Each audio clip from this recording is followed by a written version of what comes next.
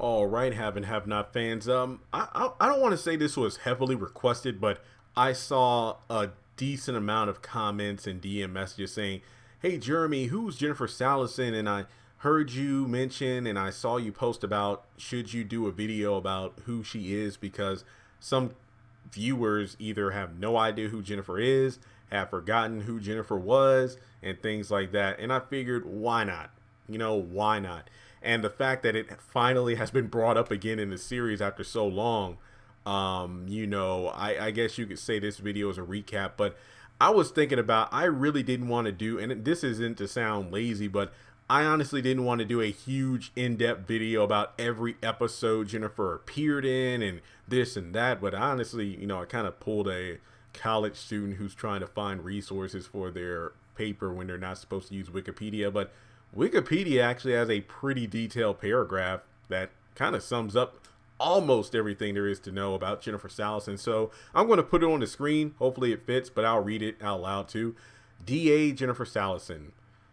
She was a recurring character for seasons 1 and 2, or season 3. I don't know, it's kind of written weird.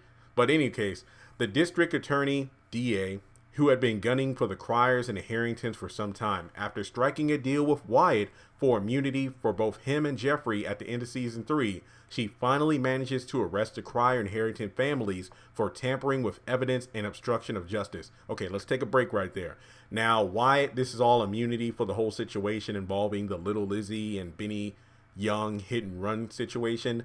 The Criers and Harringtons were, well, technically Veronica was really the one who hid away the black sedan, but of course Jim and David were working to cover it up.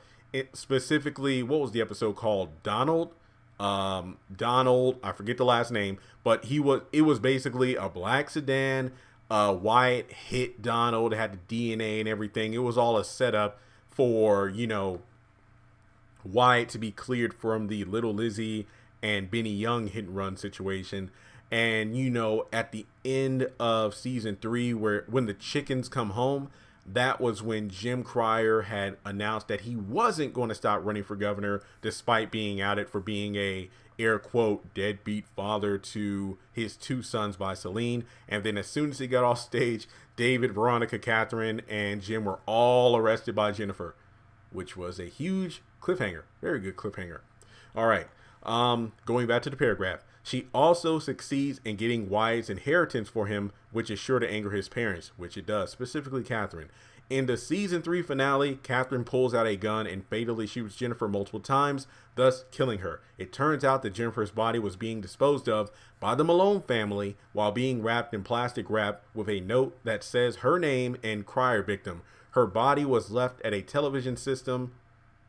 I think that's supposed to say her body was left at a television station by the Malones as a way for their head boss and grandmother, Mama Rose, to pressure Jim even harder into tracking down Warlock. After giving Wyatt the inheritance, Wyatt was pretty much, living large. That's where he bought the condo, the place that Broderick's staying at now, which is actually owned by Catherine, Jim, mainly Catherine. And he was just spending money on a ton of drugs, having these wild parties, and then he OD'd. And basically, Catherine kept saying, you better help me get the money back, because if you don't, then you're responsible for my son's death. And then she kills her, which honestly was a badass moment, but sad because a couple of the things the paragraph didn't mention. Number one, Jennifer, even though she called the death a suicide, in reference to Amanda Crier, it was eventually revealed to David that Jennifer was still investigating the death because based off things like the blood splatter and whatnot, this wasn't a suicide, this was a homicide. But given the fact that Jennifer's dead, I don't know if we're ever going to follow up on that. And yes, you could argue, well, Jeremy Wyatt said he did it, so technically that's a follow-up, so maybe George will look into it. True, but it just is kind of sad. Well, no, it is sad because it's interesting how Catherine killed Jennifer for not getting the inheritance money back in order to help save Wyatt's life. So she's killed. Yet, unbeknownst to Catherine, Jennifer was looking into the death of her child that had died, Amanda, which could have possibly led back to Wyatt, maybe. And Ironically enough, Catherine killed Jennifer to help protect Wyatt, yet Wyatt, air quote, attempted, well, not air quote, yeah, air quote, attempted to kill her. So it's just really weird. And remember when Warlock got released from jail by Jim, which led to Quincy Jr.'s death, and then Mama Rose being pissed at Jim because her grandson Mitch had been shot at along with Benny, but mainly because Mitch was being shot at. And that caused tension between Jim and the Malones. And then at the end of the episode, Jennifer's body was literally tossed out of the back of a van in the parking lot of the TV station, and it had Crier Victim on it. So yeah, things got pretty weird. I mean, pretty tense there. But some things that, once again, the paragraph didn't mention. Possibly, I don't want to say an affair, because David most likely never reciprocated Jennifer's feelings, hence why she was still into him after all those years, because he was faithful to Veronica, as Jennifer said, faithful to a fault. But Jennifer's main appearances during her time in the show was to get the evidence to have the Criers arrested. And one of the biggest reasons she has it out for Jim is because one of his early cases on the bench as a judge, and one of her early cases as an attorney / lawyer, this was one of her first cases, and it was a huge one, Jim dismissed it.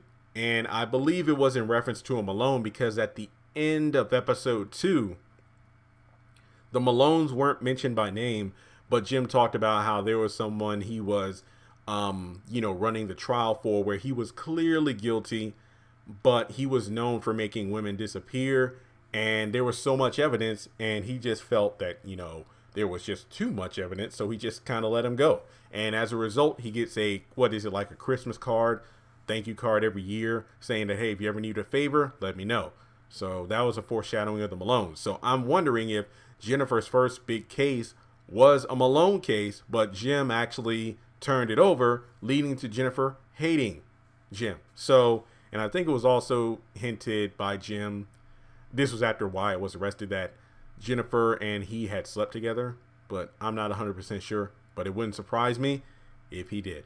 So with that being said, guys, that pretty much does it. I mean, she was one of my upcoming favorite characters. What I mean by that is her time on the show really made me enjoy her, and I really thought we would get more insight into the Amanda murder and more about her past with David, but no, she was just killed off, and it kind of sucked. So with that being said, after Jennifer fell, George became the new, I guess you could say, head DA for the time being.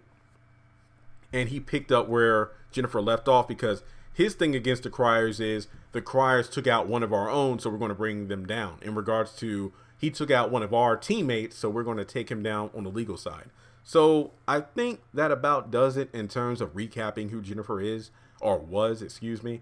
But do you think Catherine Crier is going to go down for this? Do you think there's any connection between the bullets used to kill Jennifer were the same bullets used to kill your daughter?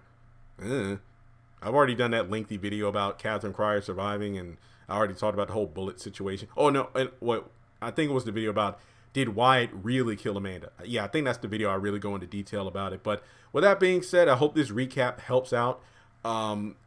Every episode Jennifer has been in is on Hulu, so that's a good way to recap. But honestly, if you just go to YouTube and type in the haves and the have-nots Jennifer or Jennifer Sallison, a lot of clips from the official own YouTube channel should pop up, and I'll give you an idea about her character, and it'll show a lot of her, I guess you could say, her major scenes in the series. But let me know your thoughts in the comment section below. Did this help you get an idea of who Jennifer Sallison was? Are there any other characters who you need a refresher course on and you would like me to do a similar video on? Make sure to let me know. Check me out on social media. Links in the description below. Hit that subscribe button if you are new, and I'll talk to you all in the next video.